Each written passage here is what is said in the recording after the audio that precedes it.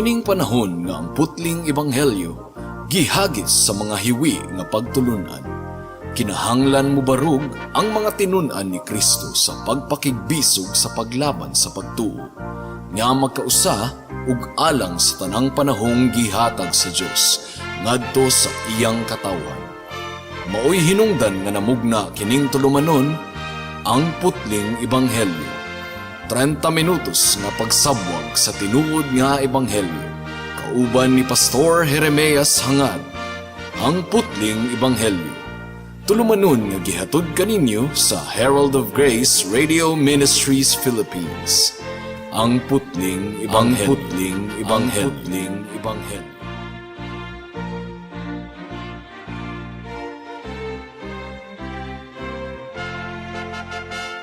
Sa pagpamalandong nato sa pulong sa Ginoo ning takna sa kahaponon, ablihan nato ang Mark chapter 6 verse 7 to 13 and verse 30 to 31. Ug gitigom niya ang napulog duha ka tinunan ug gipadala nga tinagurha. Unya iyang gihatagan sila og gahom sa paghingilin sa mga yawa ug giingnan sila, ayaw kamo pagdalag pagkaon o bag o kwarta o bisan unsa gawas lamang sa sungkod. Pagsandalyas kamo apan ayaw pagdalag laing bisti gawas sa inyong gisulob. Mingon usab siya kanila, sa inyong pag-abot sa lungsod adto saka sa balay sa nagdapit kaninyo ug ayaw balhin sa laing balay hangtod nga mobiya kamo ni anang lungsura. Kung mahiadto kamo sa usa ka dapit diin ang mga tawo dili mo dawat o dili mamati kaninyo, biyai kanang dapita ug itaktak ang abog sa inyong tiil, ingon nga pagpasidaan batok kanila. Busa nang lakaw sila ug nagwali nga ang mga tawo kinahanglan maghinulsol sa ilang mga sala. Ilang gihinginlan ang daghang mga yawa ug gihaplasan nilag lana ug giayo ang daghang mga masakiton. May the Lord bless the reading and hearing of His word. Mayong hapon sa akong lolo nga naminaw karon, si Lolo Isabelo Lauri Sr. Pakita nato ang unbelief sa mga Hudiyo sumala sa atong gitun-an ni adtong miaging mga semana. Miuli si Kristo sa iyang hometown ug natingala ang atong buhi nga Dios gumikan sa ilang unbelief. Taliwala sa mga milagro nga gibuhat sa Ginoo sa ilang taliwala. Wala sila mutuo sa atong Ginoo gumikan kay nailhan nila si Jesus. Kababayan nila, homeboy. Asa man gikan siya niining kaalama ug asa man siya gikag katakos nga buhaton kining mga milagruha. So imbis nga mupasakop sila sa atong buhi nga Dios, nagmagahi sila sa ilang kasing-kasing busa ang Ginoo, nahibulong kaayo sa ilang pagkagahig ulo. Apan unsa ang gibuhat sa atong Ginoong Hesukristo? Gireject siya sa iyang hometown, sa iyang mga amigo ug sa iyang mga silingan. Now, klaro kaayo nga nasakit ang dughan sa atong Ginoo gumikan sa rejection sa iyang mga hometown. Sa kasakit nga gibati sa Ginoo sa iyang dughan, na depressed ba ang atong Ginoong Hesukristo? Wala. Mipadayon siya alang sa buluhaton o girecord ni Marcos sa verse 6, he was going around the villages teaching. Nagpadayon gihapon siya sa pagtudlo. Og niining punto sa atong pagtuon mga kaigsuunan, gipadala sa Ginoo ang iyang mga tinunan sa tinagurha. Ang giingon sa verse 7, ug gitigom niya ang napulog duha ka tinunan ug gipadala nga tinagurha. Unya iyang gihatagan sila og gahom sa paghingilin sa mga yawa. So ning takna sa kahaponon, atong i-describe or ihulagway sa matag usa ang pinakaunang missionary journey sa 12 ka mga apostoles. Ug si Mateo sa Matthew chapter 10 verse 5 to 16, iya pa kining gipalapad mga kaigsuunan.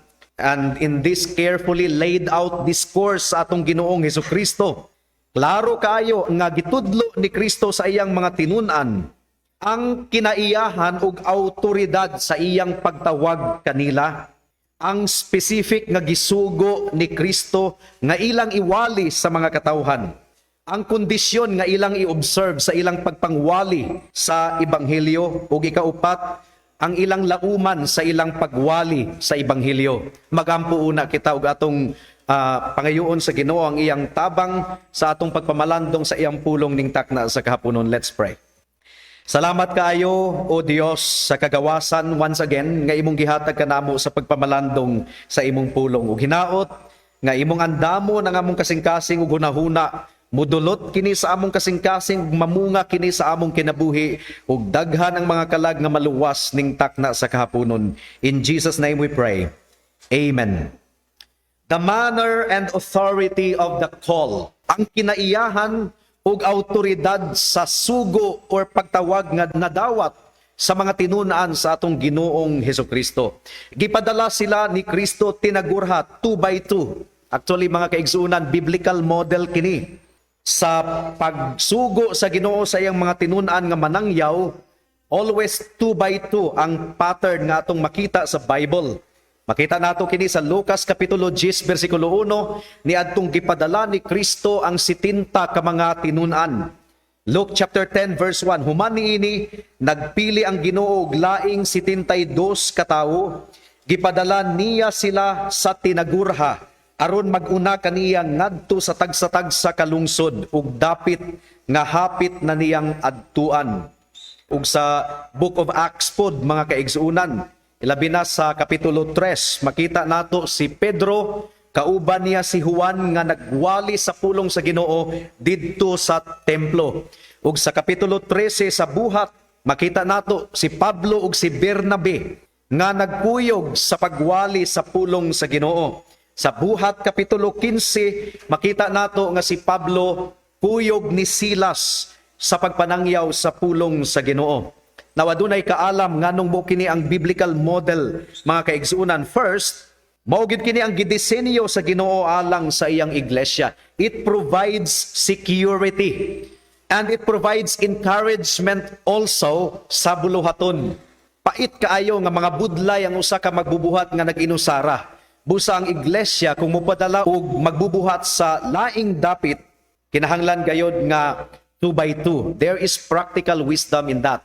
Karon sa punto sa atong iglesia, aduna kitay church planting ministry didto sa General Trias, sobra pa sa duha ang atong gipadala sa matag Domingo aron ma-encourage ang magbubuhat sa pagpanangyaw sa pulong sa Ginoo. Ngano man, wala kita gidisenyo sa atong Ginoo nga mag-inusara. Buhat kapitulo 16 bersikulo 23. Ang giingon diri mga kaigsuunan hangtod sa 25, human sila bunali pag-ayo, gibilanggo sila o gisugo ang gwardya nga kandaduhan pag-ayo ang bilangguan. Busa gibutang sila sa gwardya ngadto sa kinasuukang lawak o gilugpitan sa giakob nga kahoy ang ilang mga tiil. Sa hapit na ang tungang gabi, si Pablo ug si Silas nagampo ug nag-awit ug mga pagdayig ngadto sa Dios ug namati kanila ang mga binilanggo. So, dunay dili maayong nahitabo. Gibilanggo si Pablo ug si Silas, but it provided them encouragement. Ang partnership ni Paul ug ni Silas nag-provide og encouragement sa matag usa. One can help prevent distractions while the other speaks. For example, kung magwali ang usa ka magwalali, ang iyang kauban sa buluhaton pwedeng mamadlong sa mga bata nga nagsaba-saba samtang giwali ang ebanghelyo. So there is really practical wisdom in that. O ang Biblia klaro kay nagsulti, 2 heads are better than 1.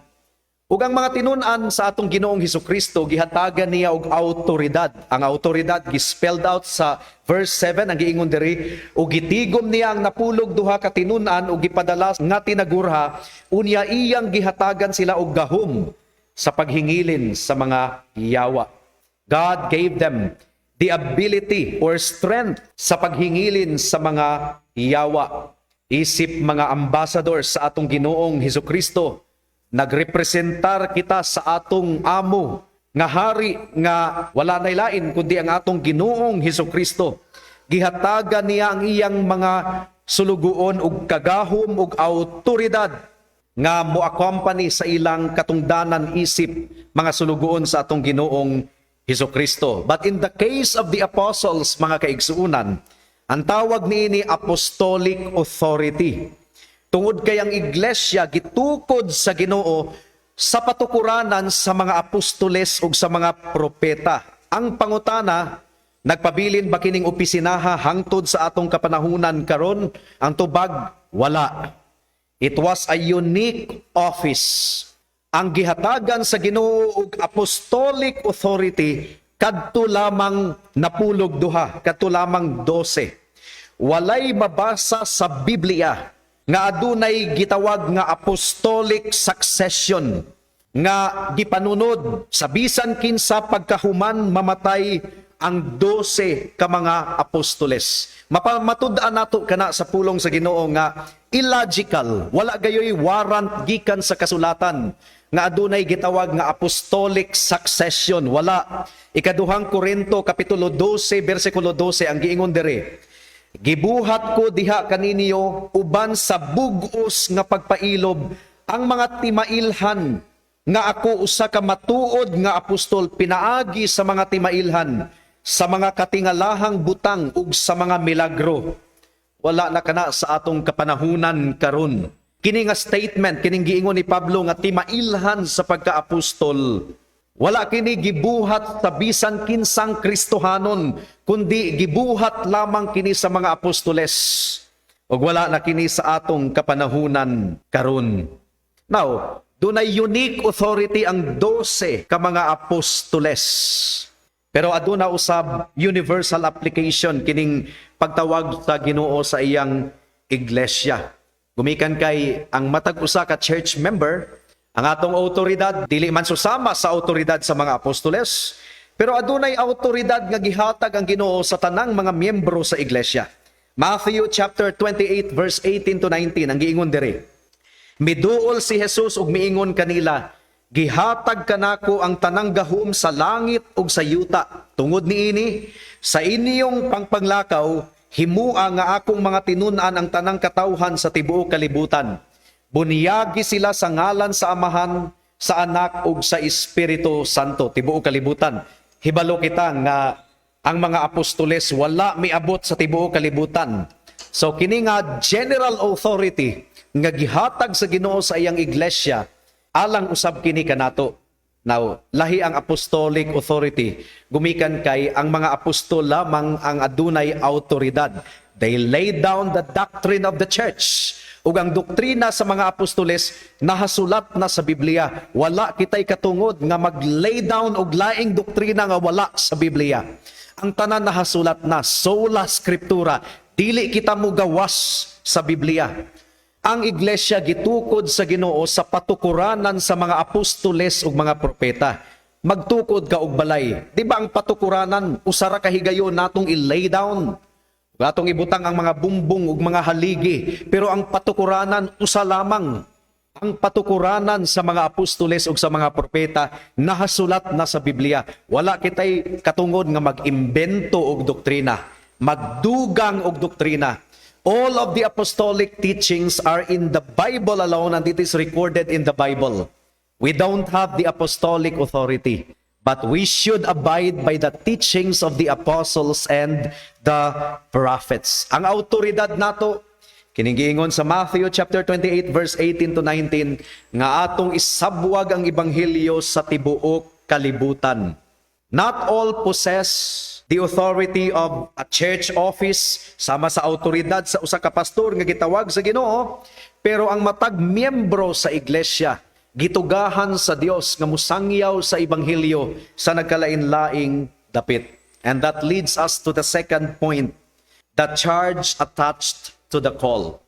Ang partikularmente nga gisugo sa Ginoo sa iyang mga tinun-an sa ilang pagpanglakaw. Unsa man ang ilang iproklamar. Ang giingon diri sa John chapter 17 verse 18. Gisugo sila aron mahimong imbahada sa atong Ginoong Hesukristo or ambassador. John 17:18, gipadala ko sila sa kalibutan sama nga ako imong gipadala nganhi sa kalibutan. John chapter 20 verse 21 ang giingon diri, unya si Jesus miingon kanila pag-usab, mainyo ang kalinaw, ingon nga gipadala ako sa Amahan, ako usab nagpadala kaninyo. 2 Corinthians chapter 5 verse 20. Busa ania kami gipadala ni Kristo ug samara nga ang Dios gayod ang nangaliyupo kaninyo pinaagi kanamo. Sa ngalan ni Kristo naghangyo kami kaninyo nga makig-uli kamo sa Dios. So in other words, gipadala sa Ginoo ang iyang mga tinun-an aron imantala ang ebanghelyo. Mark chapter 6 verse 12. Busa nang lakaw sila og nagwali nga ang mga tawo kinahanglan maghinulsol sa ilang mga sala. Ang ebanghelyo naglangkob di ay sa mensahe sa paghinulsol sa sala. Matthew chapter 10 verse 7. Lakaw kamo og isangyaw nga nagsugod na ang paghari sa Dios. Preach, isangyaw. But pasabot sa preach is to proclaim after the manner of a herald or ambassador. Adunay formality kini mga kaigsuunan. But pasabot ang pagpangwali, seryoso gayod nga buluhaton, ug ang mga tawo kinahanglan nga maminaw gayod sa pulong sa Ginoo. This is the official and particular preaching that is particular to those who are sent in an official capacity. Gipadala sa Ginoo ang iyang mga tinun-an in an official capacity. Romans chapter 10 verse 15. Ug unsaon man pagwali sa mensahe kung walay gipadala nga magwawali. Sumala sa kasulatan, pagkatahom sa mga tiil ni adtong nagwali sa maayong balita. But it is true that every Christian is to boldly carry the gospel. Kinahanglang bold natong dadon ang ebanghelyo sa mga nangawala. Wala na'y laing pulong pa nga gidescribe sa Bible alang sa iyang iglesia nga buhaton, kundili ang word nga euangelion. But pasabot to announce good news, to preach the gospel. Ug ang pagsangyaw sa ebanghelyo, dili lang kana buluhaton sa mga pastor ug mga Bible study leaders. Buluhaton kana sa tanang mga miyembro. Acts chapter 8 verse 1. Niana gayong adlaw nagsugod ang mapintas nga paglutos batok sa simbahan sa Jerusalem. Ang tanang mga magtutuo gawas sa mga apostoles nagkatibulaag ngadto sa mga lalawigan sa Judea ug sa Samaria. Ug sa ilang pagkatibulaag mga kaigsunan unsa ang gibuhat sa tanang magtutuo. Take note ha, tanang magtutuo. Ang giingon sa verse 4, ang mga magtutuo nga nagkatibulaag nangadto sa nagkalain-laing dapit ug nagsangyaw sa mensahe. So you see, preaching is not limited to pastors only. Ang mga miyembro giawhag usab nga magsangyaw sa ebanghelyo. Unang Pedro kapitulo 3 bersikulo 15. Ang giingon diri, pasidunggi hinuon ninyo si Kristo diha sa inyong mga kasing-kasing ug himua siya nga inyong Ginoo. Pangandam kamo kanunay pagtubag kang bisan kinsa nga magpakisayod kaninyo mahitungod sa inyong paglaom apan buhata kini sa kalumo ug pagtahod.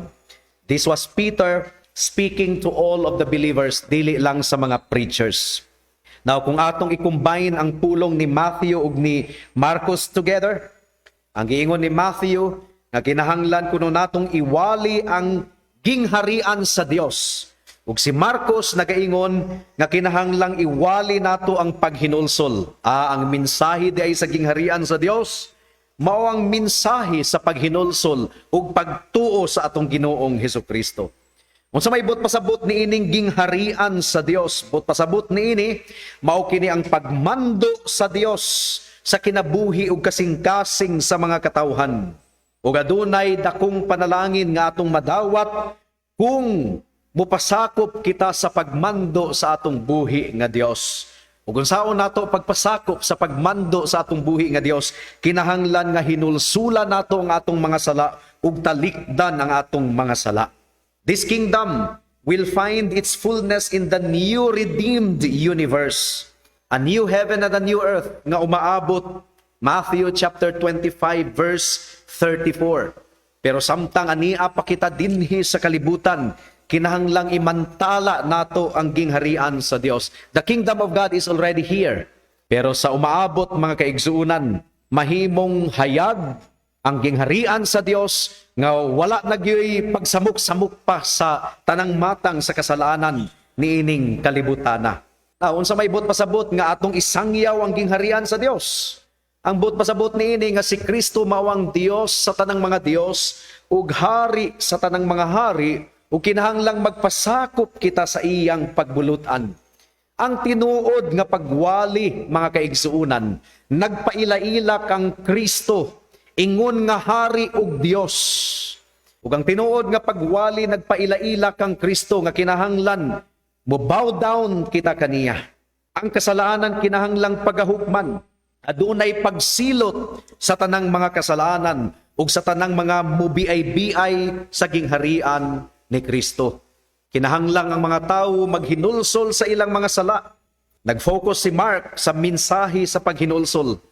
Gumikan kay ang paghinulsol mao kini ang heart of the gospel message. Paghinulsol sa mga sala ug pagdangup sa atong Ginoong Hesukristo diha sa pagtuo. Mo kini naka-record pud sa Matthew 3:2. Hinulsuli ug biyai ang inyong mga sala kay hapit na maghari ang Dios. Mao nga wala nagkasumpaki ang ebanghelyo ni Mateo ug ebanghelyo ni Marcos. Preaching the kingdom is preaching repentance. Now adunay mga timailhan nga mikuyog sa pagpangwali sa mga apostoles. Mark chapter 6 verse 13. Ang giingon diri, ilang gihinginlan ang daghang mga yawa o gihaplasan nilaglana o giayo ang daghang mga masakiton. Kini mga milagro, mga timailhan, mo kini ang nag-validate sa ministeryo ni Kristo ug mo kini ang nag-validate sa ministeryo sa mga apostoles ug mauusab kini ang nagpamatuod sa ebanghelyo nga atong giproklamar. Now Jesus was in essence saying, "Go and continue to do what I have been doing."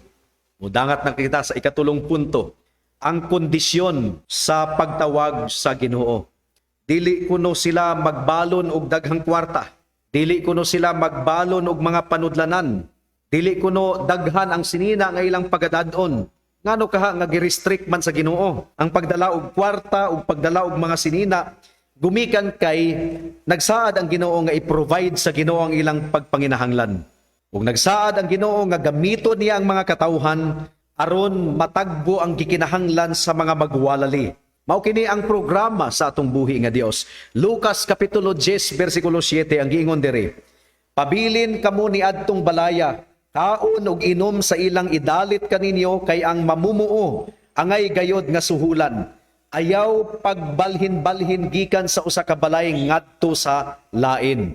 Ug unang Timoteo kapitulo 5 bersikulo 17 hangtod sa 18, ang mga pangulo sa simbahan nga maayong mutuman sa ilang katungdanan, angayng ilhon nga tako sa doble nga suhol, labi na kadtong naghago gayud sa pagwali ug pagtudlo. Kay ang kasulatan nag-ingon, ayaw sampungi ang baba sa baka samtang magiok kini sa trigo. Nag-ingon usab ang kasulatan, ang mamumuo angay gayud suhulan. Susugo di ay sa Ginoo nga dili pasagdahan ang mga magwawali sa ebanghelyo. Ang giingon sa Galacia kapitulo 6 bersikulo 6, ang gitudluan sa Kristohanong mensahe angay nga magpaambit sa iyang magtutudlo sa tanang maayong butang nga anaa kaniya. So, it is the responsibility of the church nga atimanon ang mga magwawali. Now, adunay mga iglesia nga mga baby pa, gamay pa nga iglesia, ang pastor kinahanglan nga magtrabaho usab. Nay ubang pastor nga maestro sama sa sulugoon sa Ginoo nga inyong gipaminawan karon, gumikan kay dili pa kaya sa usa ka iglesia, pero kung kaya sa usa ka iglesia nga suportahan ang ilang magbubuhat, responsibility gyud kini sa iglesia. Ikaupat nga punto, unsay pagalauman sa mga magwawali sa pulong sa Ginoo? Well, prangka ang atong Ginoong Hesukristo. Kasagara kuno sa mga katawhan mobalibad sa ebanghelyo. Dili tanan musanong sa ebanghelyo. O nga miingon ang Ginoo, itaktak kuno ang ilang abog sa ilang tiil sa mga tawong mobalibad. Ang giingon usab ni Kristo, lapad ang dalan padulong sa kalaglagan ug mao kini ang giagian sa majority. Ang giingon sa Acts chapter 13 verse 50 to 51, kay kustumbre kini sa mga Hudiyo nga itaktak nila ang abog sa ilang tiil sa mga taong mubalibad sa ebanghelyo. Ang giingon diri, apan gihulhugan sa mga Hudiyo ang tinamod nga mga babayeng relihiyoso ug ang mga kadagkuan sa syudad aron lutuson nila si Pablo ug si Bernabe ug hinginlan gikan sa ilang dapit. Gitaktak ni Pablo ug ni Bernabe ang abog sa ilang mga tiil, bato kanila ug mipadayon sila sa Ikonyo.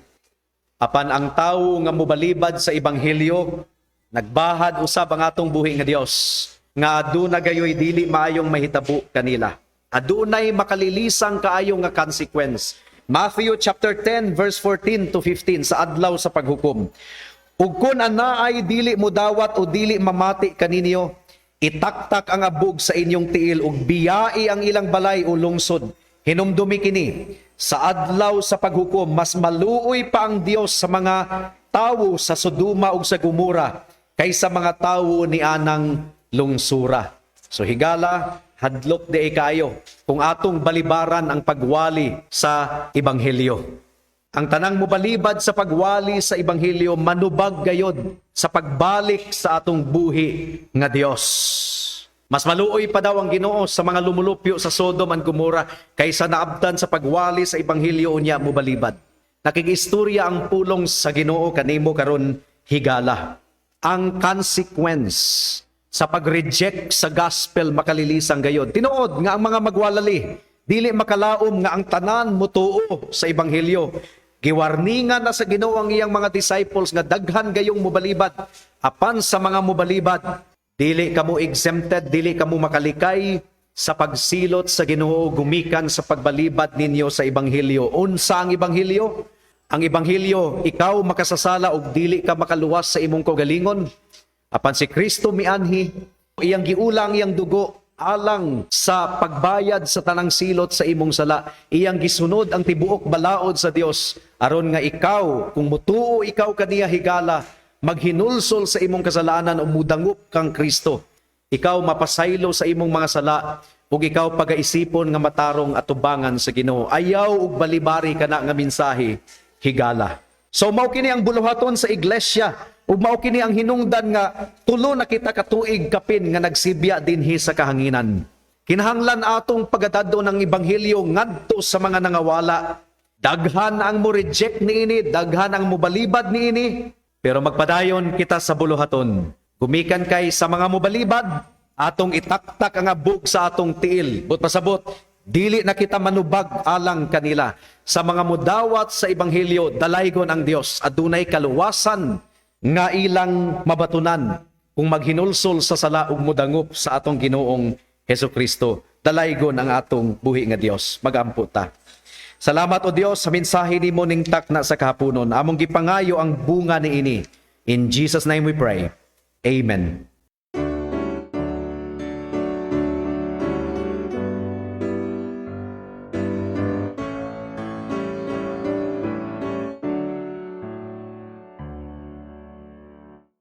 Ang kinabuhi ko matagutlo, may kusog batok sa pagsulay. Kay nagsalig ko sa Amahang Dios, nga nagpala sa kahadlo ko. Si Jesus gayod ang maluluyon, nagahatag sa labing mahal. Naa siya sa akong kagulanan, siyang kalipay o pahulay ko. Matag adlaw iya kong kuyugan, sa malulot man nga grasya niya. Ug ang akong mga kasakitan, iya nga giangkon ang tanan. Si Jesus ra ang labing gamhanan sa mga mahal niyang anak. Sa kaligon iya kong hatagan, kay kini mao ang saad niya. Ug karon buligi ko Ginoo sa mga pag-antos kong tanan, ang pahulay ug ang mga saad, naa sa bala ang pulong mo.